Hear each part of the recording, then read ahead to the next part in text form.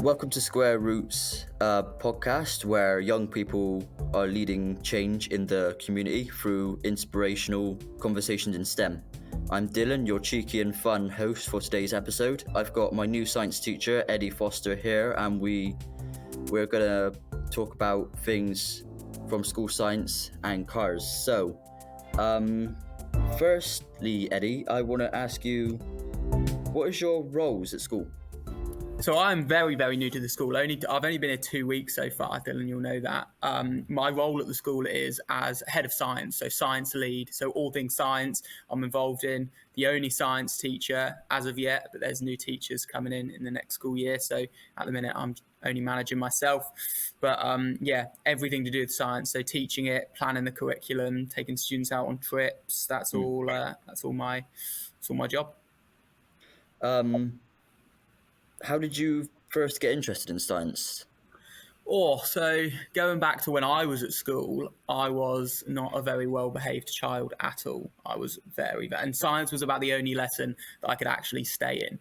So I think from quite a young age, I was probably a nightmare, to be honest, to parents and teachers, because I just constantly asked why. I just wanted to know why things happened. I wasn't as interested in the history of things and things like that. I just wanted to dig down into why things happen.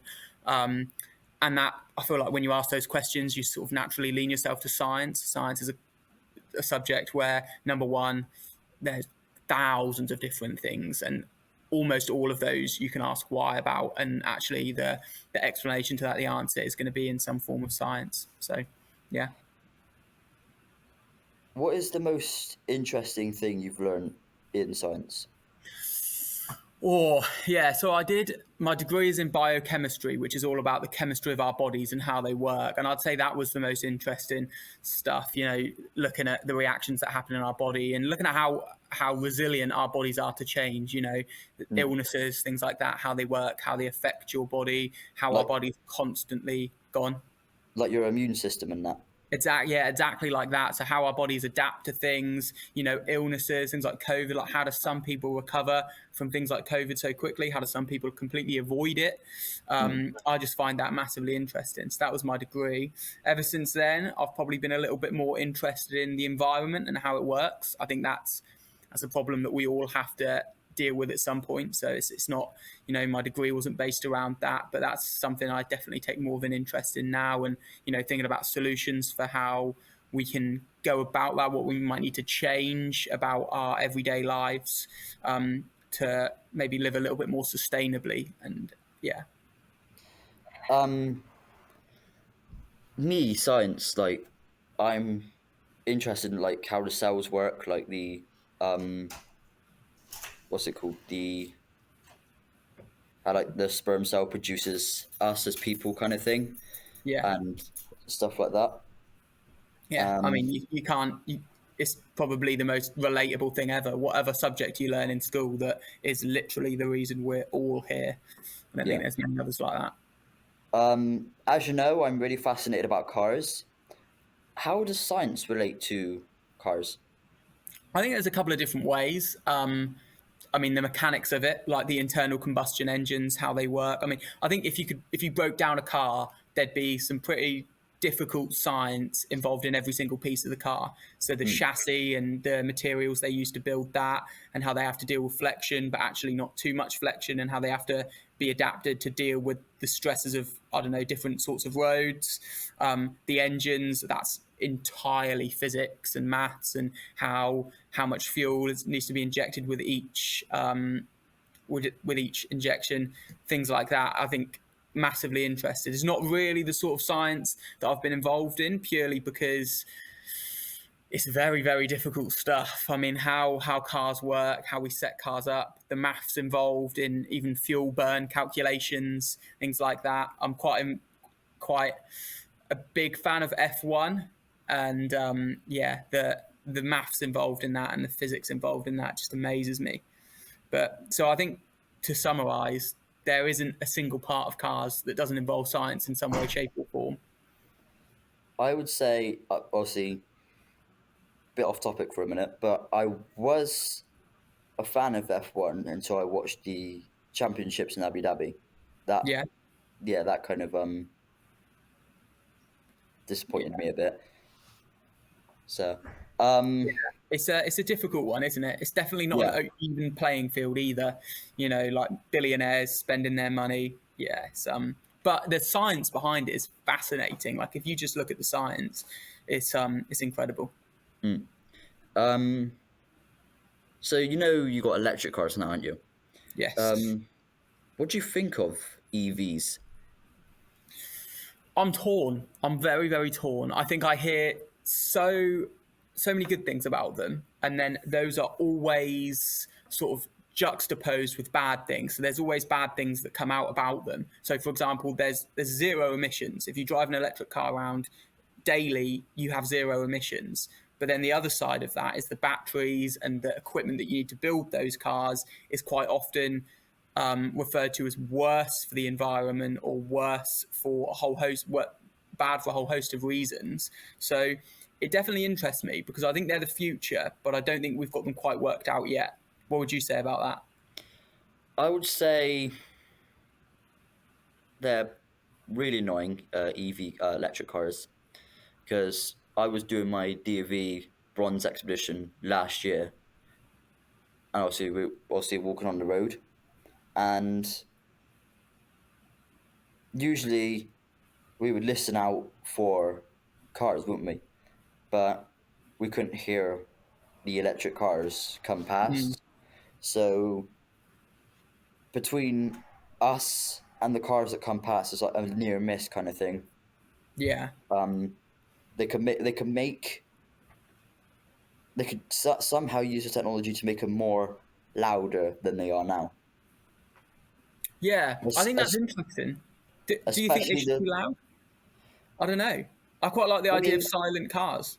my dad has bad hearing problems, so like he's deaf in one ear, and obviously when we go for like a walk on a quiet road and that, and there's a car coming, a car coming towards us, like an electric car, for example, he can't hear it. Mm, The rest of us can, but we can't. So I'm mainly aiming for people with hearing problems, like for example, completely deaf people or deaf in one ear people, kind of thing. yeah. It's Um, interesting, isn't it? Like maybe mm, we need a noise that isn't, the stereotypical car noise. I don't know if that's necessarily a nice noise. Like yeah, I don't walk around London where there's thousands of cars and think, oh, that's a nice noise. But I do agree with you that, mm, for hundreds of years now, we've known when a car is coming, when you're crossing the road or when you're not crossing and just walking near a road because of the noise of the car. It's an interesting problem to solve. I'm sure they are putting their minds to it. What can they do that increases the awareness of people to these silent cars? because I think the only noise you can hear from a electric car is the rustling of the tires on the tarmac, can't you? Yeah, That's the only noise you can hear on electric cars. yeah. Which is, Um, I mean, not loud, is it? and that brings me on to my next question. Do you think there could be other ways for cars to run apart from electric? Almost definitely. However, the way we go about that is very, very difficult. Electric cars work, and we've basically solved, I think, 95% of the problems to the Mm, charging, the batteries, everything like that. I think we need to get a little bit more sustainable with the production of the batteries and work out how to recycle them. But I actually think 95% of the work we need to do to make cars fully electric, we've already done. There's things like hydrogen and biofuel, which, I mean, if you look at the maths behind it, they are capable of powering our cars to a far better degree than the fuel we use at the minute or the electric cars.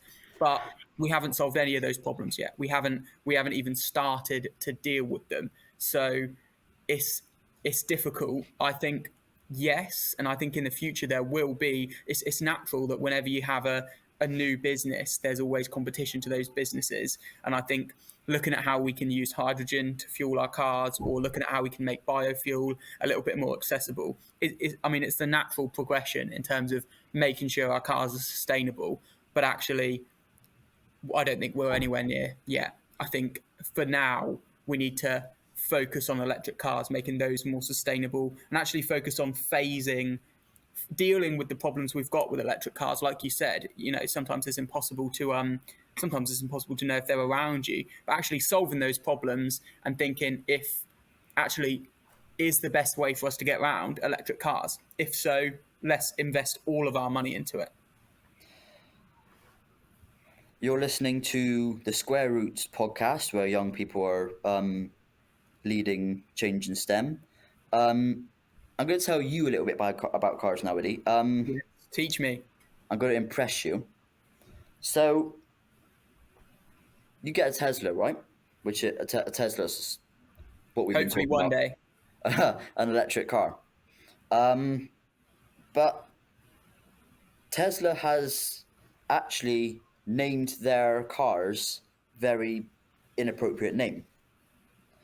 So you got the Tesla Model S, Model 3, Model X, and Model Y. And altogether, that says a word which I'm not going to say because we're live now. Yeah. But yeah. Also, the engines of different cars, I could tell whether it's a diesel or petrol. Because if it's a silent engine, definitely petrol. Loud engine, definitely diesel. Because my dad's got a Ford S-Max, which I could tell was a diesel because for one, it keeps breaking down every damn time, and for two, it is quite a loud car. We can still have a civil conversation in the car. We just can't have a conversation outside the car. So, like, for example, if someone comes up to the window and starts talking and stuff like that, my dad literally has to turn the engine off just to talk to that person. So, for example, if you came up to my dad's car now and started talking to him, he won't hear a word you're saying because, as I said, he has to turn the engine off to listen to you and stuff like that. Yeah. It's interesting what you say, though, because there's aspects of that which are good. If a diesel car comes past you on a road or you're crossing and you haven't quite looked properly, you definitely know it's there. But actually, every other aspect, noise pollution, things like that. If your dad is driving through a neighborhood at night, there's the potential that, unfortunately, everyone knows he's there. So it's a pretty diverse issue, isn't it?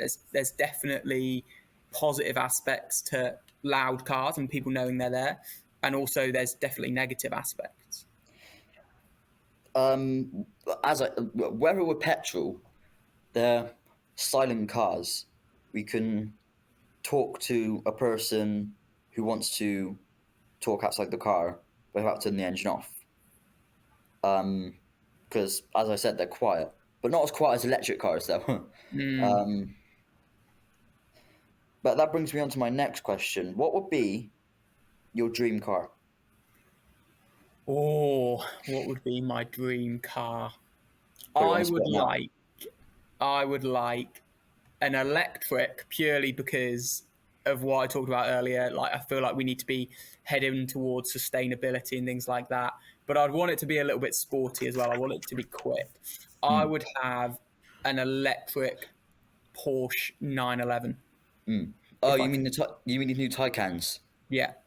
Porsche Yeah. 911. Yeah. They not do an electric 911. What a disappointment. Also, I'm showing my lack of knowledge around cars here. But yeah, one like that, one where it's fun to drive, but I don't feel bad when I'm in the driving seat of it.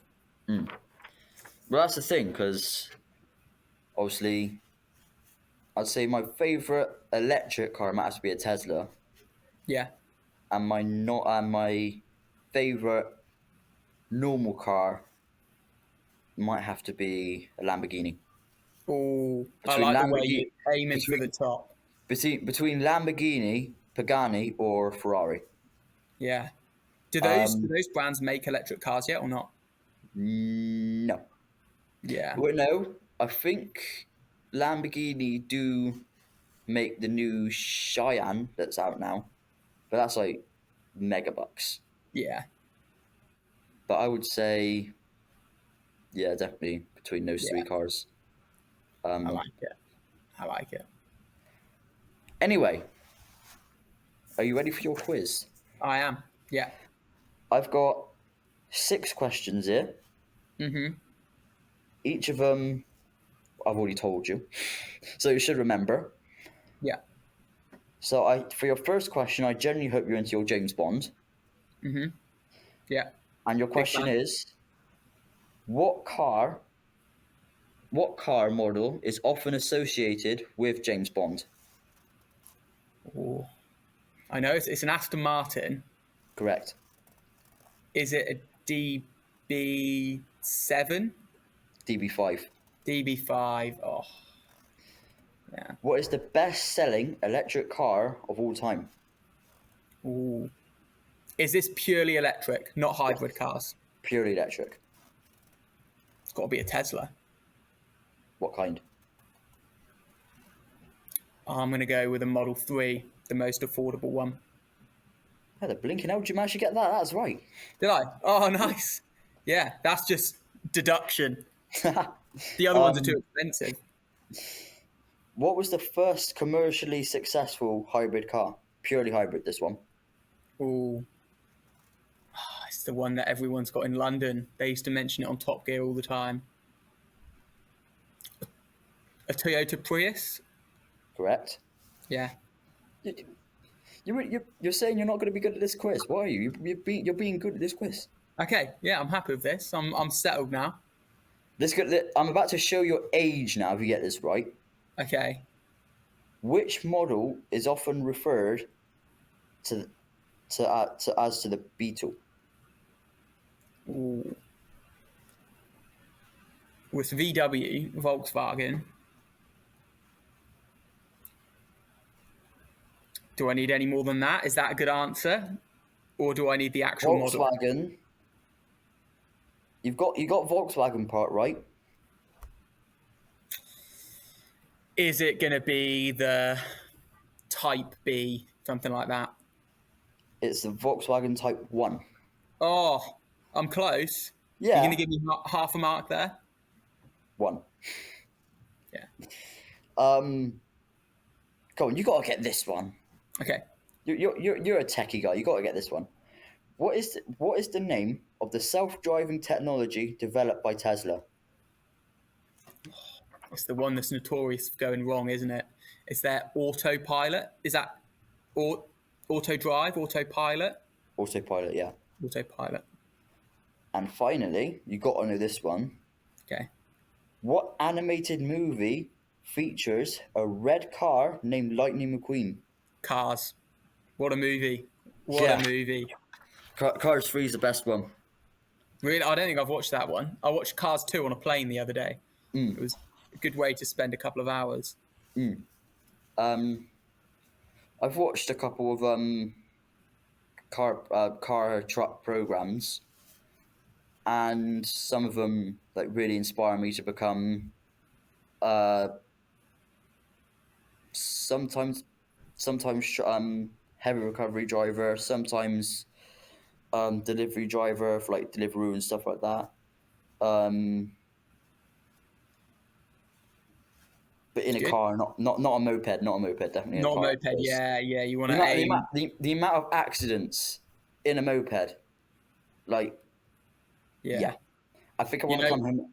I think I want to come home alive, not in a box. So my mum is a nurse, and she said the one thing I've already told you, I was a very badly behaved child. I was very, very difficult. The one thing she would never ever let me do is get a motorbike. My dad wanted to get a motorbike when I was born. My mum was like, "Nope, you're not having it." Yeah, it's probably a sensible decision. Yeah, motorbikes are too dangerous. Yeah, too many bad accidents. Yeah. All right, last question. When you were young, did you watch any car programs of your own, or? I was absolutely obsessed with Top Gear every Sunday. Yeah, and it's just because like have you ever watched Top Gear? Yeah, especially the new ones, like ones on Amazon. I find the new ones not really that good. I find the ones with Jeremy Clarkson, Richard Hammond, and James May very amusing. They're bloody hilarious. When I They're talk brilliant. about Top Gear, that's what I talk about. Yeah. Yeah. All right. Thank you to Eddie. Thank you to Eddie for talking to us on Square Roots podcast today. And thanks to everyone who is listening. Remember to like and subscribe to us and hear more from us in the future. This has been the Square Roots podcast, where young people are leading change in the community through inspirational conversations in STEM. Thanks for having me.